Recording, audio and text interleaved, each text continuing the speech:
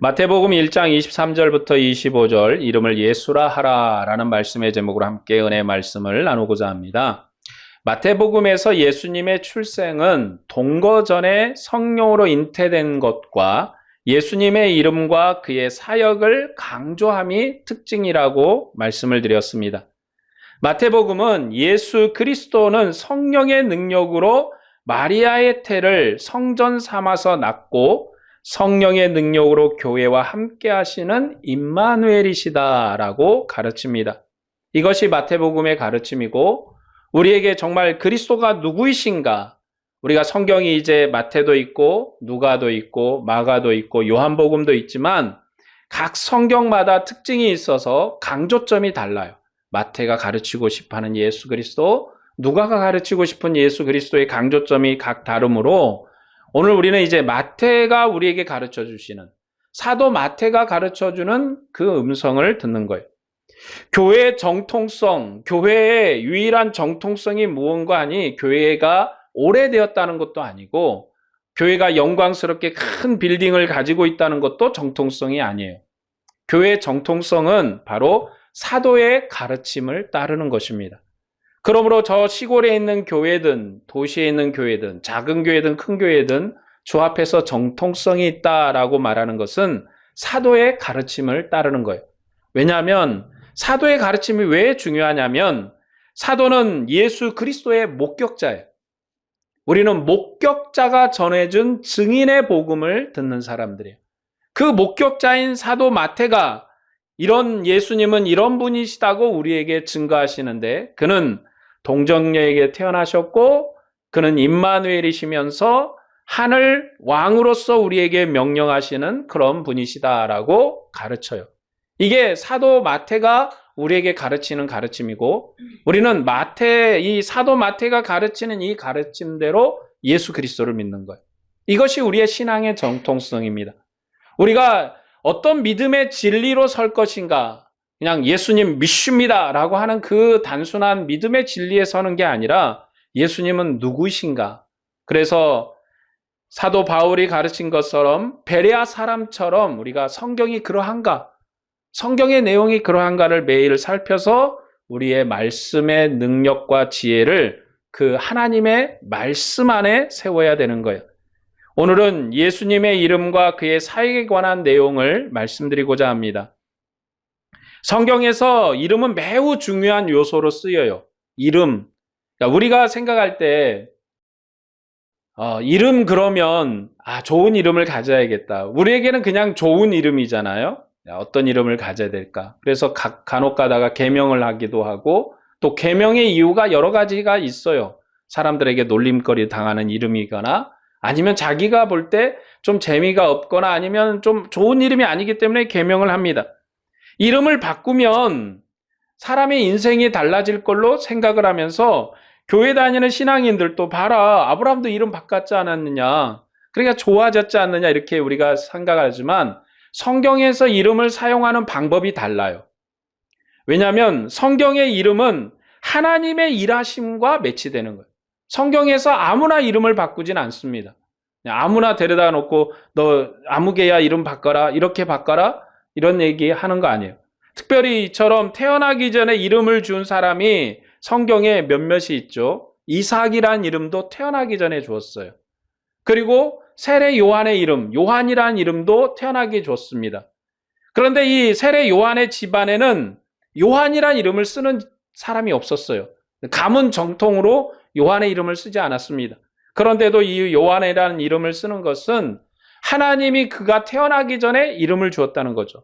그래서 성경에서 이름은 매우 중요한 요소 중에 하나예요. 아브라함의 이름이나 이삭의 이름, 야곱의 이름 등 언약 조상들의 이름은 특별한 의미가 있는 이름이고 그들의 언약과 관련된 이름이에요. 그러니까 단순한 이름이 아니라 언약과 관련하여 이름을 주었어요. 특별히 하나님의 이름은 그 이름대로 하나님 자신이기 때문에 중요해요. 여러분, 하나님의 이름을 가르쳐 주실 때가 있잖아요. 모세에겐 하나님의 이름을 어떻게 가르치셨습니까? 나는 스스로 계신 자다. 나는 스스로 있다. 나는 자존자다라고 그렇게 가르쳤어요. 그러면 하나님께서 이 출애굽기 사건의 가장 큰 정통하는 그 문맥은 하나님의 이름에 있어요. 하나님은 이 애굽에 있는 신들처럼 어떠한 사람들에게 의해서 자주지우지되는 그런 이름도 아니시고, 사람의 음성들을 듣는 분도 아니시고, 이스라엘이 하나님을 꼭 따라야지만이 하나님이 응답하시는 분이 아니라 스스로 판단하시고 스스로 일하시고 스스로 홀로 존재하시는 분이에요. 그렇기 때문에 이스라엘 백성이 하나님을 사랑하고 애틋한 마음으로 따라주지 않아도 하나님은 아브라함의 언약에 스스로 일하실 분이시다. 그런 의미로 스스로 계신다라는 이름을 말합니다. 그래서 하나님이 자신이 누구이신가를 자기 이름으로 백성에게 알려요. 그러니까 하나님의 이름을 알리신다는 것은 바로 하나님 자신을 알린다는 거예요. 하나님은 어떤 분이신가? 우리가 철학적으로 정의하면 전지전능하시고 무소불위하시고 알지 못하는 것이 하나도 없으시는 그런 분으로 생각할 수가 있어요. 그러면 하나님이 아담이 범죄했을 때 아담이 범죄를 몰랐나? 마치 모른 것처럼 물어봐요. 아담아, 네가 뭐 했냐? 선악과를 따먹었잖아요. 그렇죠? 선악과를 따먹었는데 모른 것처럼 물어봐요. 왜 그러냐면 여러분, 구약의 이스라엘의 관계에서 전지전능 무소불위, 이거는요 서양 철학의 영향을 받은 거예요. 우리가 아는 신은 뭐예요? 신이라는 개념을 우리는 철학적 정의로 알아요. 그래서 우리가 아는 신이 있잖아요. 우리가 무당에게 배운 신, 그 개념으로 성경을 이해하려고 하면 안 되고, 그리고 서양의 철학, 서양의 철학으로 성경을 이해하려고 하면 안 되고, 성경은 부단히도 그리고 명확하게도 히브리적 사고예요. 왜냐하면 성경에 하나님께서 아브라함에게 하나님 자신을 나타내셨고, 아브라함의 아들인 이 후손인 손자인 야곱에게 이스라엘이라는 이름을 주셨잖아요. 그게 이스라엘 나라의 이름이에요. 이스라엘의 이름은 하나님과 겨루어 이겼다라는 이름이 이스라엘이라는 이름이잖아요. 승리자의 이름이에요. 그 이름으로 이스라엘을 표현합니다. 그렇다면 우리가 이스라엘을 어떻게 하는가? 하나님을 어떻게 하는가? 관계로 하는가? 하나님이 아담과 관계하시는데 마치 모르는 것처럼 물어보세요. 사실은 아담의 범죄를 몰라서 그렇을까? 그건 몰라요. 정말 성경이, 여러분, 우리는 성경이 표현한 것까지만 알아요. 성경이 이야기하는 것까지만 알아요. 성경은 우리에게 백과사전처럼 모든 걸 가르치려고 하지 않습니다. 성경이 우리에게 가르치려고 하는 유일한 한 가지는 우리의 구원에 관련된 거예요. 우리와 하나님 사이의 관계에 관련된 거예요. 하나님은 우리 아버지가 되시고 우리는 하나님의 자녀가 되는 그 관계를 알리시는 게 목적이에요. 그것이 우리의 구원이거든요. 여러분, 우리가 하나님과의 관계를 아는 게 구원이에요. 왜냐하면 부모님과의 관계를 알면 자녀로서 우리가 마땅히 해야 될 일, 그리고 마땅히 살아야 될 그 윤리를 알잖아요. 하나님과의 관계를 알면 우리가 하나님과 함께 살아가는 윤리를 알아요. 우리가 하나님을 어떻게 섬겨야 될지, 하나님을 어떻게 믿어야 될지 그 관계 속에서 알거든요. 그러므로 우리가, 하나님은 우리에게 자신과 하나님 사이, 자신과 자기 백성과의 관계의 윤리에서 하나님을 가르치는 구원 역사를 이야기하는 게 성경이지, 성경은 백과사전이 아니에요. 우리의 인생의 등불이 되신 하나님이 우리에게 이때는 이렇게, 저때는 저렇게, 이렇게 막 세세하게 가르치는 게 아니라, 여러분, 관계를 알면 그 관계에 맞는 윤리적 삶을 이해를 해요. 내가 그 관계에서 어떻게 살아야 될까? 내가 그 관계 속에서 어떤 믿음의 삶을 살아야 되지? 어떤 판단을 해야 되지? 그건 우리가 성령의 지혜로서 우리가 아는 것이지, 성경이 이거 해라 저거 해라, 이것은 아이들 다루는 거잖아요. 그래서 구약의 율법은요, 이거 해라 저거 해라 물어보는 거예요. 뭘 할까요? 여기까지는 오고 여기까지는 못 오고, 지성소까지는, 그 앞에 문까지, 성소까지는 나올 수 있지만 지성소에는 들어올 수 없어. 이렇게 딱 나와야 될 거리와 가야 될 것을 딱 지정을 하잖아요, 율법은. 그러나 신약 성경은요, 어디까지 하나님 앞에 나갈 것인가? 하늘 성소까지 나가버렸어요. 하나님 보좌 우편에 나가버렸다고요. 그러니까 어디까지 나오는 한계가 없어요. 주의 영이 우리 안에 부어져 버렸다고요. 그래서 주의 영이 우리 안에 부어진 우리가 하나님의 영을 입은 하나님의 성전이에요. 하나님의 영이 우리 안에 있는 줄로 믿습니다. 그러니까 이 하나님의 성전이에요. 하나님과 우리 관계는요, 항상 함께 있는 관계. 그렇기 때문에 우리가 그 하나님과 살아가므로 어떤 제한이 없어요. 그렇기 때문에 특별히 하나님은 이 이름대로 하나님 자신을 나타내신다. 그래서 하나님의 이름이 우리에게 대단히 중요한 것은 하나님을 보이는 증거이기 때문에 그래요. 그리고 그 이름대로 하나님은 그들의 이스라엘 백성의 하나님이 되시고 우리의 하나님이 되시고 그 언약을 확증하십니다. 그뿐만 아니라 하나님께서 자기 이름을 주신 백성은 하나님이 주신 이름대로 하나님을 누려요. 하나님의 영광이 됩니다. 이스라엘이 왜 하나님 앞에 영광이냐면 이스라엘이란 이름을 받았잖아요. 너희는 이스라엘이다. 나와 겨루어 이겼다. 너희는 내가 내 백성 삼았다라는 이름을 가진 백성이. 그래서 이름을 주신다는 것은 그 이름을 주시는 대로 권세자의 축복입니다. 하나님의 복이에요. 예, 그런데 오늘 신약 백성인 우리에게는 어떤 이름을 주셨죠? 우리는 여호와를 아는 백성이 아니라 우리는 아버지를 아는 백성이에요. 예수님 우리에게 이름을 가르쳐 줍니다. 이제 하나님을 너희가 어떻게 불러야 될까? 내 아버지, 이제 이 아버지가 너희 아버지다. 너희가 이 아버지께 아버지라고 불러라. 여러분, 구약 성경에서 다윗의 후손을 하나님이 내 자녀를 삼았다 이렇게 얘기했거든요. 그 외에 이스라엘 전체를 자녀 삼은 건 아니에요. 왜냐하면 구약의 윤리는 종의 윤리이기 때문에 자녀의 윤리가 아닙니다. 그러나 신약 백성은요, 자녀로 하나님을 만나요. 그래서 옛날에 우스갯소리로 할아버지도 기도할 때 아버지 그러더니 그 할아버지 아들 자기 아버지도 아버지, 손주도 아버지. 그래서 믿지 않는 사람들 그러죠. 할아버지하고 너희하고 촌수가 어떻게 되냐. 할아버지도 아버지, 아버지도 아버지, 손주도 아버지. 촌수가 이게 어떻게 되냐. 여러분, 그 촌수를 따지는 게 아니라 관계윤리예요. 하나님을 여러분 우리가 하나님을 부를 때 여호와 이렇게 안 부릅니다. 주님 이렇게 부르거나 대부분 사람들은 아버지라고 부르죠. 아버지. 하나님 아버지. 왜 그렇게 부릅니까? 예수 그리스도, 우리의 구원자 되신 예수님이 우리에게 가르쳐 주신 이름이에요. 여호와는 누가 가르쳐 준 이름이에요? 모세가 가르쳐 준 이름이에요. 스스로 계신다. 이 여호와라는 이름이 스스로 계신다라는 뜻이에요. 스스로 계신다. 그러니까 모세가 가르쳐 준 이름이에요. 이스라엘이 아는 이름은 모세가 가르쳐 주신 하나님이에요.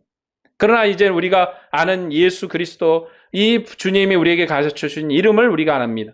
그렇기 때문에 이름을 주신 대로 그 이름을 주신 권세자의 축복이다. 우리가 이제 종으로 하나님을 섬기는 게 아니라 자녀로 하나님의 이름을 섬기는 이름을 주셨어요.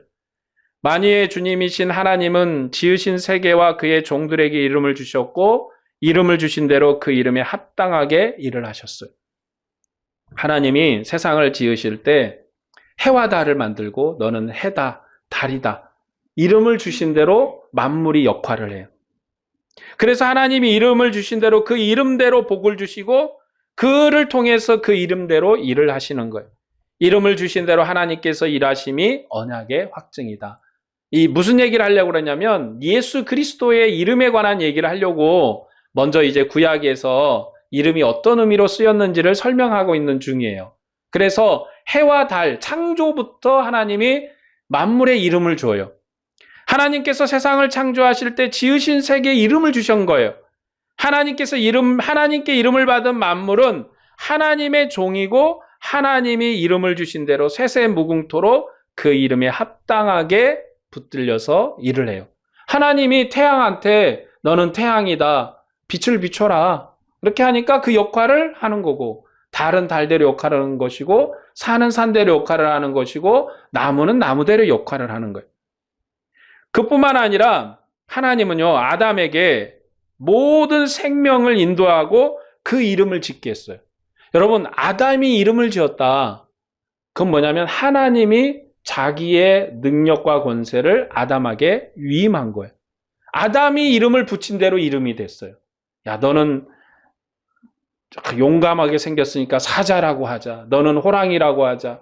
너는 뱀이라고 하자. 너는 토끼라고 하자. 이름을 붙인 대로 그 이름이 됐어요. 그건 뭐냐면 하나님의 형상이며 하나님의 상속자라는 확증이에요. 여러분 아담에게 이름을 짓게 한 사건은 놀라운 일인 게 하나님의 상속자예요. 아담이. 하나님의 이름을 받은 자예요. 그래서 이 아담의 역할이 그냥 어떤 피조물의 역할보다 영광스러운 건요. 이름을 짓는 일에서 드러나는 거예요. 하나님이 이름을 창조할 때 이름을 지었거든요. 묻이 드러나라. 그러니까 그 묻이 된 거예요. 바다에 물이라 그러니까 물이 된 거예요.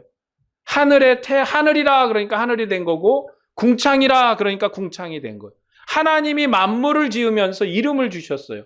하늘에 해라 이름을 주시고, 달이라 이름을 주시고, 나무라 이름을 주셨어요. 그런데 각종 식물과 각종 동물을 만들고 나서는 아담에게 인도해 오셨어요. 그리고 아담에게 자기의 일을 위임하셨어요. 야, 이름을 지어봐라. 그래서 아담이 부르는 대로 너는 토끼라고 해라, 너는 기린이라고 해라. 이름을 주신 대로 이름이 되었어요.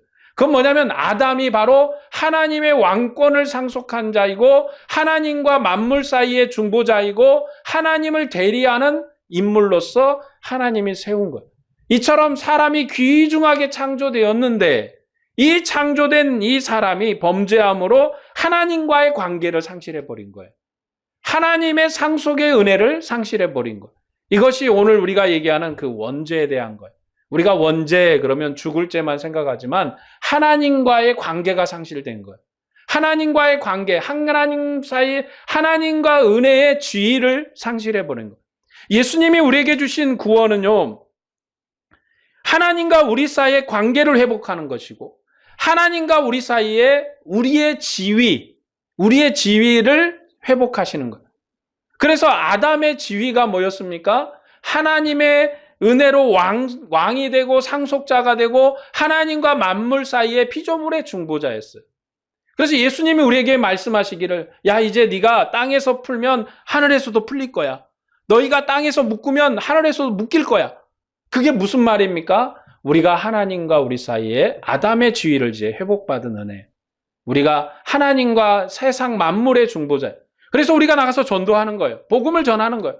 우리가 전하는 복음은 우리 교회를 채우기 위한 것도 아니고 우리가 뭔가 성장하기 위한 것이 아니라 하나님의 이름으로 하나님과 그 죽음의 일을, 어둠의 백성을 중보시켜서 짝지어주는 거예요. 하나님의 이름으로 회복시켜주는, 하나님을 알도록 하는 행위예요.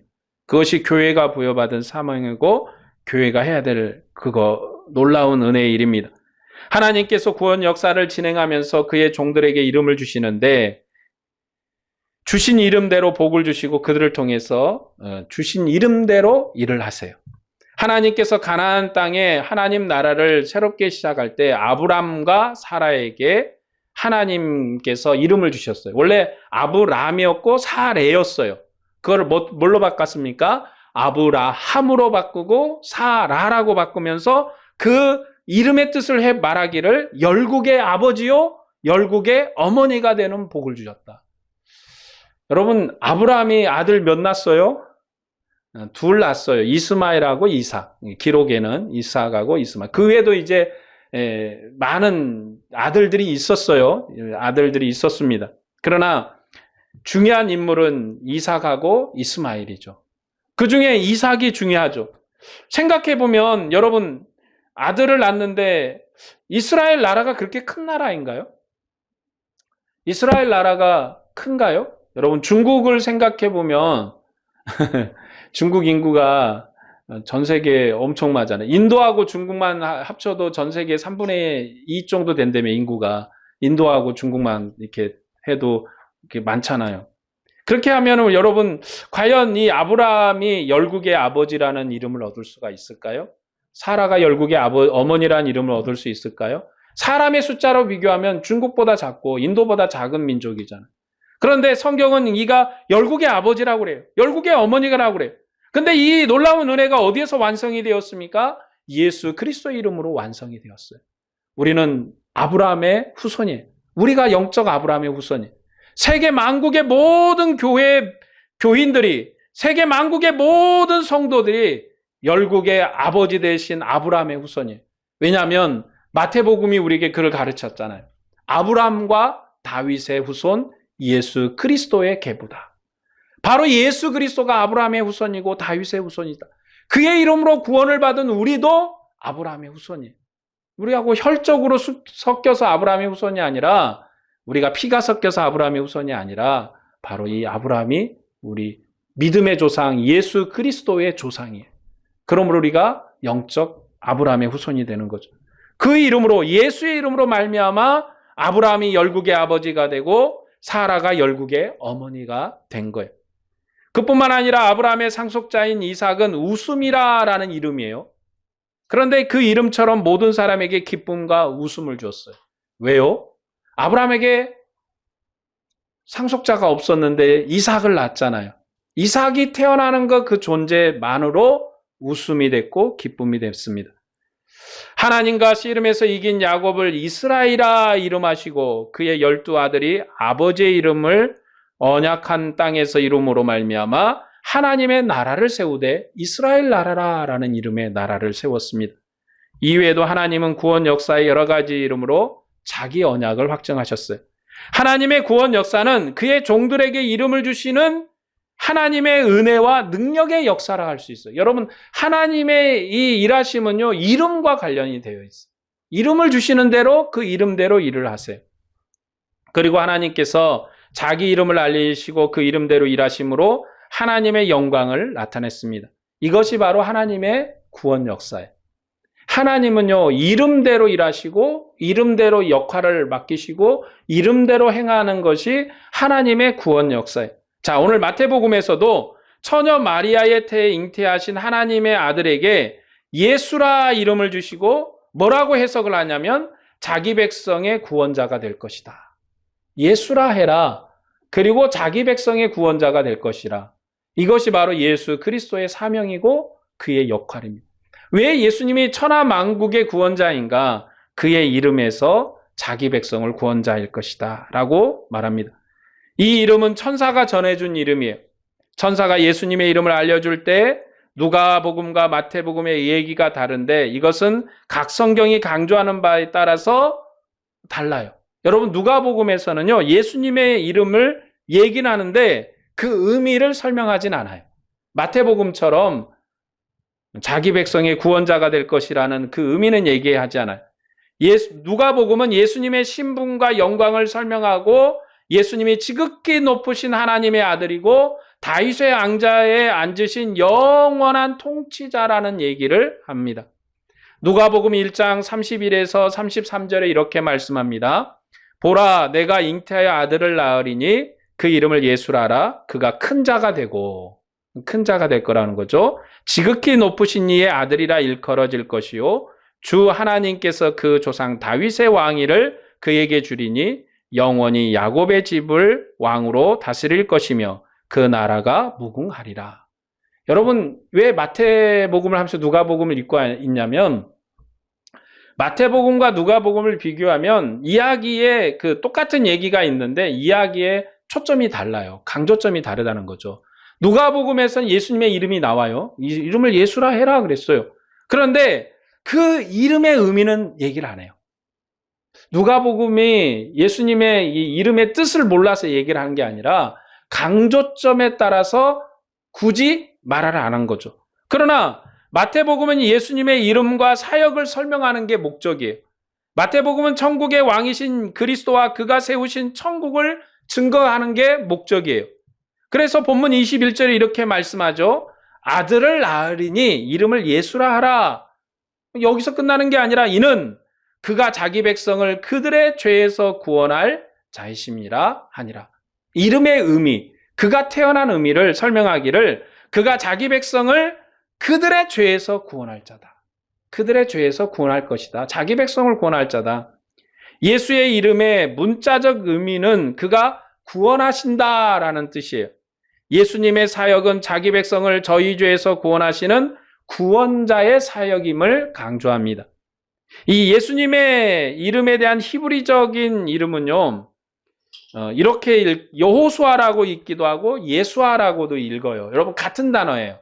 같은 단어인데 이 히브리어는 현대 히브리어에도 그렇지만 여러분, 히브리어에는 자음만 있고 모음이 없어요. 그러니까 발음을 정확하게 몰라요. 옛날 여러분, 그래서 여호와라는 이 단어도요, 몰라요. 정확하게 이 단어가 여호와인지 아닌지조차도 몰라요. 왜냐하면 이스라엘 백성이 건 수천 년 동안 이 발음을 한 번도 불러본 적이 없어요.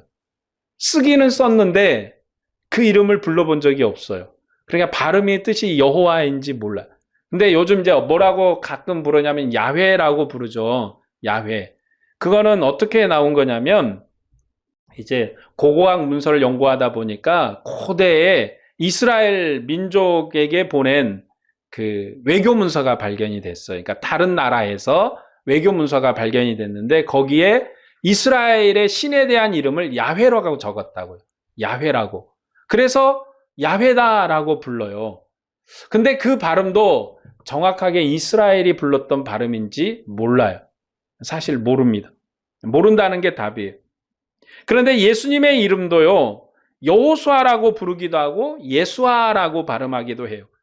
여호수아라는 말은 여호와께서 구원하신다는 의미의 이름이고 예수아라 그러면 그가 구원하신다는 의미의 이름이에요. 그리고 예수라는 이름은 하나님의 구원을 소망하는 이스라엘 나라의 흔하디 흔한 이름이에요. 여러분 그 당시에 여러분 그 이름 너무 흔해요. 지금 우리가 여기 이제 송화시장에 가가지고요, 송화시장이 있는데 사람분들 많을 때 옥자, 순자, 덕자, 말자야 그러면 한 사람은 돌아본다니까요. 그 당시에 이제 이스라엘 나라 시장통에 가서 예수아 하고 부르면 한 10명은 이상은 돌아본다니까. 자기 부른 줄 알고 왜 내 이름을 부르지? 그러니까 예수님이라는 이름이 여러분 이렇게 막 고귀한 이름은 아니고 당시 흔한 이름. 왜냐하면 이스라엘의 소망이었거든.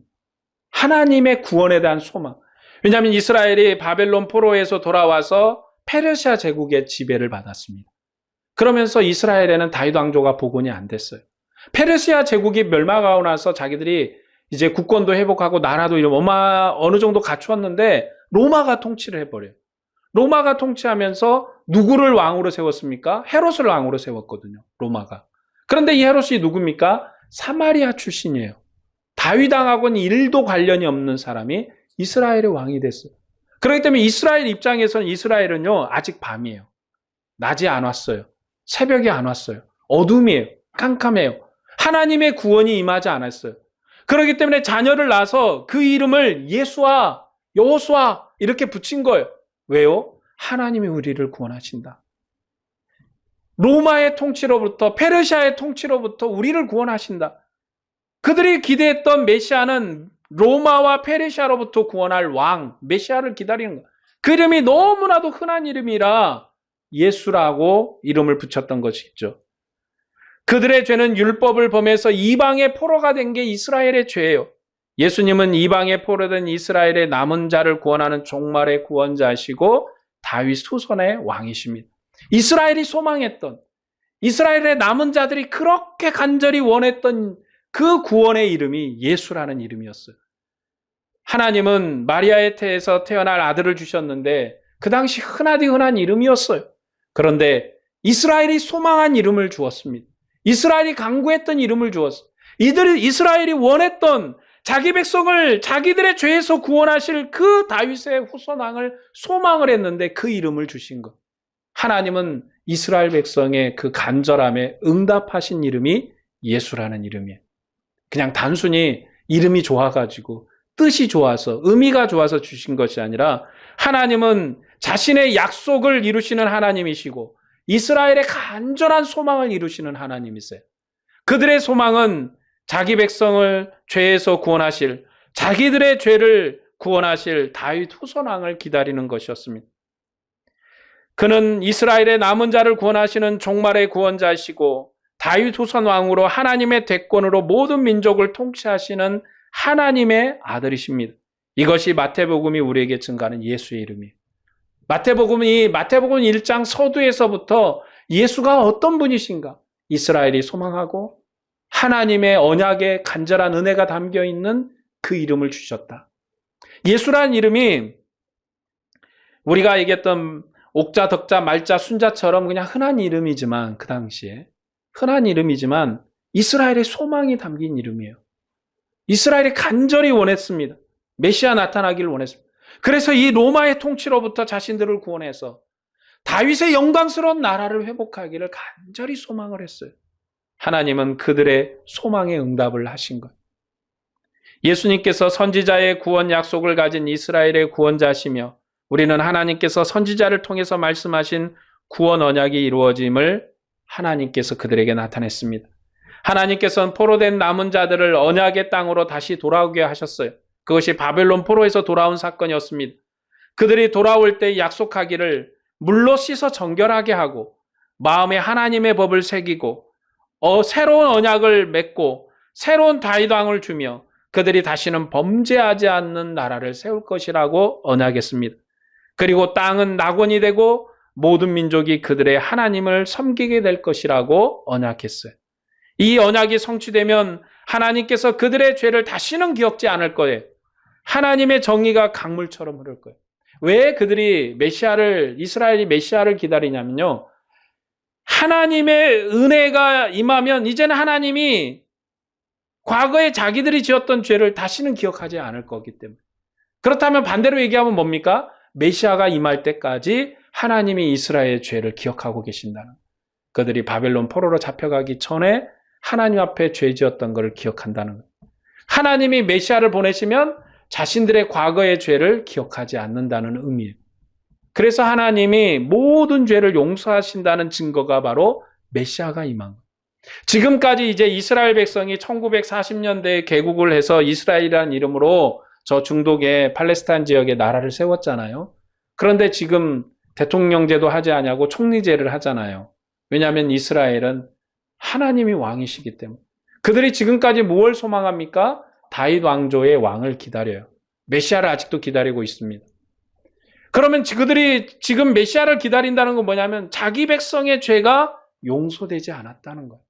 자기 백성의 죄가 여전하다는 거예요. 바벨론 포로로 잡혀갔다 돌아온 지가 건 3,000년이 넘었는데 아직까지 하나님이 자기 백성의 죄를 기억하고 있다고 그들은 생각을 하고 있는 거예요. 그러나 하나님은 자기 백성의 죄를 용서하기 위해서 예수 그리스도를 보내신 거예요. 그래서 예수 그리스도는 구원자시며 우리의 죄를 용서하시는 분이에요. 우리의 죄를 용서하시는데 이스라엘의 바벨론 포로로 잡혀가기 전에 그 죄만 용서하시는 하나님이 아니시라. 자기 백성의 모든 죄를 용서하시고 천하 만국의 죄를 용서하심으로 하나님의 영광스러운 나라를 새로운 언약으로 회복하시는 구원의 완성자세요. 하나님은 이스라엘이 소망한 이스라엘의 언약만 완성하시는 분이 아니시라. 천하 만국의 죄를 용서하시는 하나님이세요. 그래서 예수님은 임마누엘이십니다. 선지자의 언약을 성취하신 메시아세요. 마리아의 태에 잉태되신 분은 하나님의 아들이신데 임마누엘이십니다. 마태복음 언약 백성의 언어인 임마누엘을 헬라어로 번역하기를 하나님께서 우리와 함께 계신다. 이게 마태복음이 우리에게 소개한 메시아 임마누엘에 대한 설명이 하나님이 우리와 함께 계신다. 그러면 반대로 뭐예요? 이스라엘에 임마누엘이 임하지 않았다면 하나님이 우리와 함께 계시지 않는다. 이스라엘의 어둠이고 지금도 그 통곡의 벽에 붙들려 가지고 그렇게 눈물을 흘리는 건 왜냐면요. 그들이 왜 울고 있습니까? 메시아가 오면 그 눈물이 기쁨으로 바뀔 거예요. 그들의 입장에서는. 왜냐하면 하나님이 우리 아직 함께 계시는 게 아니에요.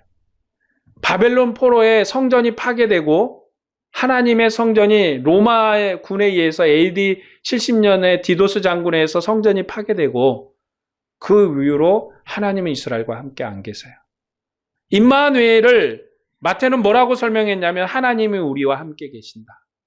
예수님이 우리에게 오신 하나님의 아들이시고 임마누엘이시고 메시아라는 건 뭐냐면 하나님이 이스라엘에 컴백하신 거예요. 돌아오셨다. 하나님이 이스라엘을 버려서 바벨론의 포로로 바벨론에 팔아버리셨어요. 그들이 불쌍해서 이스라엘 나라에 다시 불렀으나 집을 나간 신랑이에요. 돌아오질 않으세요. 여호와 이름을 부르는데도 돌아오지 않으세요. 그들의 슬픔이 그거예요. 그래서 통곡의 벽에 붙들고 앉아서 지금도 울고 있는 거예요. 여러분, 그 통곡의 벽이 뭐예요? 허물어진 그 헤롯 성전의 일부분이에요. 다윗 성전이 있던 자리고 솔로몬의 성전이 있던 자리잖아요. 그 헤롯이 복원했던 바벨론 성전의 자리고 헤롯이 복원했던 성전의 벽의 일부예요. 그걸 붙들고 아직도 울고 있어요. 왜 울고 있습니까? 하나님이 아직 돌아오지 않았어요. 하나님이 그들과 함께하지 않으세요. 그렇기 때문에 아직 제사장 예배도 없고 하나님이 그들에게 돌아오지 않았기 때문에 그들이 하나님께 예배할 장소가 없어요. 성전도 복원되지 아니었고 그러니까 이스라엘의 슬픔이 그런 슬픔이에요. 그러니까 이스라엘이 통곡에 비해서 눈물을 흘리고 있으면 그들이 왜 울고 있는가? 뭐 때문에 울고 있는가? 하나님이 그들에게 돌아오지 않은 거예요. 그러나 마태는 우리에게 설명합니다. 예수 그리스도 그분이 우리의 임마누엘이시는데 하나님이 우리와 함께 계시다. 지금 우리가 예수 그리스도를 믿고 그를 임마누엘이시고 메시아로 섬기는데 그 하나님이 우리와 함께 계시다. 여러분, 그래서 제가 그 관계에 대한 얘기를 한 거예요. 하나님이 우리와 함께 계신다. 관계예요. 하나님이 우리와 함께 계신다. 여러분, 우리의 구원은 하나님이 우리와 함께 계시는 게 우리의 구원이에요. 이스라엘의 구원은요, 하나님이 그들과 함께 하는 게 그들의 구원이에요. 여러분, 하나님을 막 손비벼서 섬기는 게 이게 구원이 아니고 하나님이 여러분과 함께 한다는 거예요.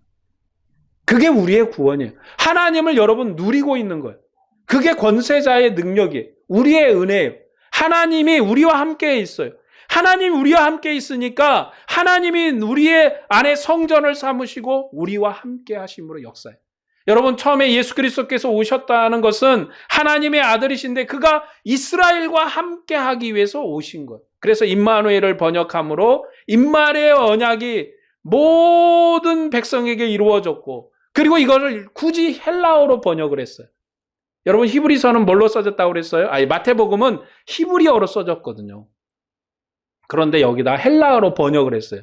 야, 임마누엘 무슨 뜻인 줄 알아? 헬라어로 하나님 우리와 함께 계신다는 뜻이야. 이건 뭐냐면 이방의 모든 백성, 우리에게까지, 오늘 대한민국에 사는 우리에게까지도 이 이름을 듣게 하십니다. 하나님이 우리와 함께 계신다. 이게 여러분 우리가 받은 복이에요. 여러분이 지금 누리고 있는 복인 줄로 믿습니다.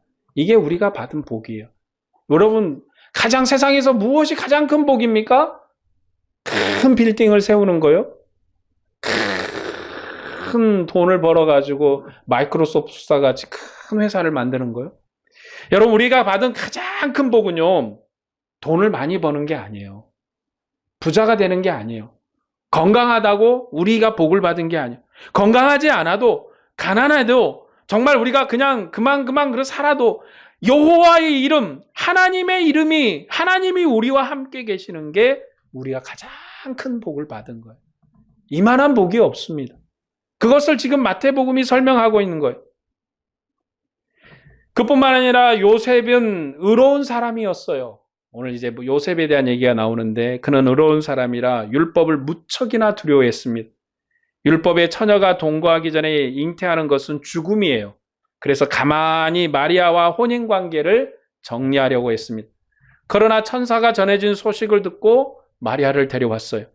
율법에 따라 저주된 자기 백성을 구원하시는 구원의 소식을 듣고 요셉은 율법을 두려워하지 않았습니다. 이게 요셉의 이름의 영광이에요. 여러분, 요셉이 뭐 대단한 일을 해서가 아니라 여러분, 요셉에게 가장 큰 용기는 뭐냐면 천사가 전해준 구원의 기쁜 소식을 듣고 율법을 두려워하지 않았어요. 이거는요, 우리는 몰라요, 사실.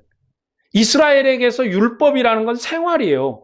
삶이고 목숨이고 전부예요. 율법을 지키지 않는다? 야, 율법을 안 지켜서도 우리가 바벨론의 포로로 잡혀갔잖아.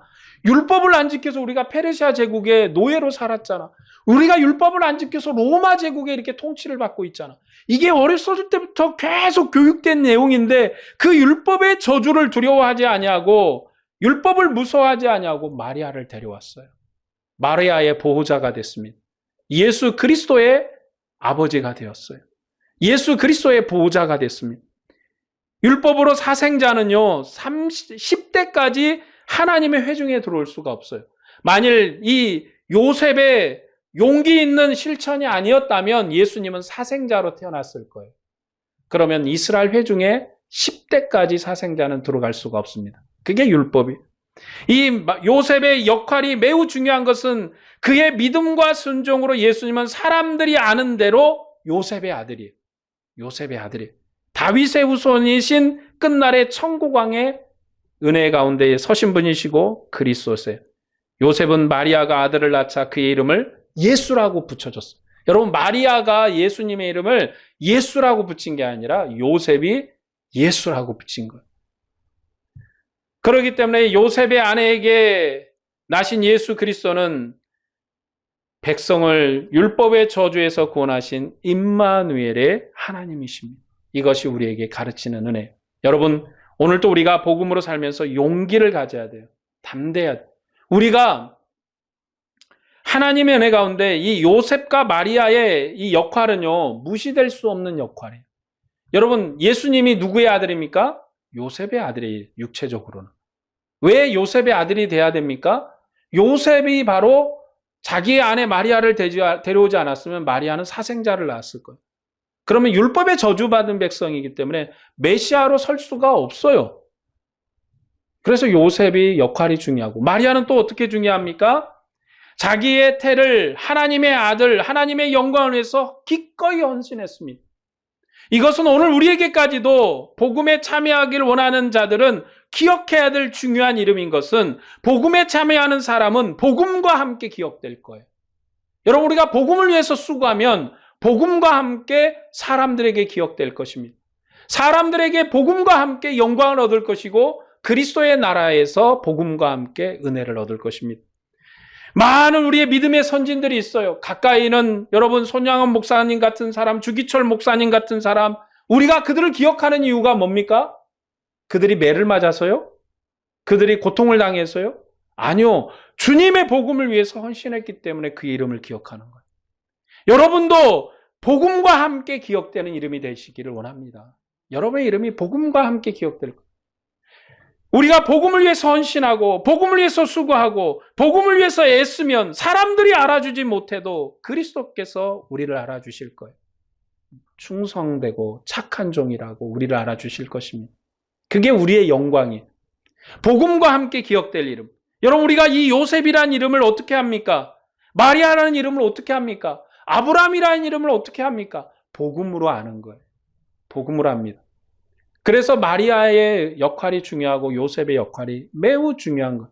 그들이 그렇게 복음에 헌신하지 않았다면 율법으로요, 마리아는 마땅히 죽어야 돼요. 그런 마리아를 요셉이 보호해주지 않았다면 죽었을 거예요. 그들이 보호해줬기 때문에 요셉의 아들이 된 것이고, 그리고 예수라는 이름을 마리아가 붙인 게 아니고 요셉이 붙여줬다고요. 왜냐하면 아버지의 역할이기 때문에. 아버지의 이름을 물려준 거예요. 자기 조상의 이름을 물려준 거예요. 자기의 조상의 이름을 상속시킨 것입니다. 오늘 우리가 믿음으로 사는 이 은혜 가운데 충성스러운 믿음의 사람으로 여러분들이 기억되기를 소망합니다. 세상에서 우리가 부족하고 연약하고 미약하고 정말 볼품없어도 예수 그리스도께서 여러분을 기억하실 거예요. 복음의 이름으로. 우리가 왜 복음을 위해서 헌신해야 되는가? 왜 우리가 복음을 위해서 노력해야 되는가? 우리는 왜 남들과 다른 이 어려움의 길을 가는가? 주님이 우리를 기억할 이름이기 때문에, 주님이 우리를 영광스럽게 생각할 것이기 때문에, 그래서 우리가 이 어려움의 길에서도, 이 아픔의 길에서도 주님을 포기하지 않냐고 이 길을 달리는 것입니다. 이것이 우리가 오늘 주님의 복음 가운데 배우는 은혜이고 진리이고 우리의 깨달음인 줄로 믿습니다. 여러분 모두가 주님을 사랑하고 순종하고 주님을 온전히 섬기기를 원합니다. 이처럼 주님을 사랑하는 여러분에게 주님의 은혜와 평강이 충만하기를 축복합니다. 기도하겠습니다.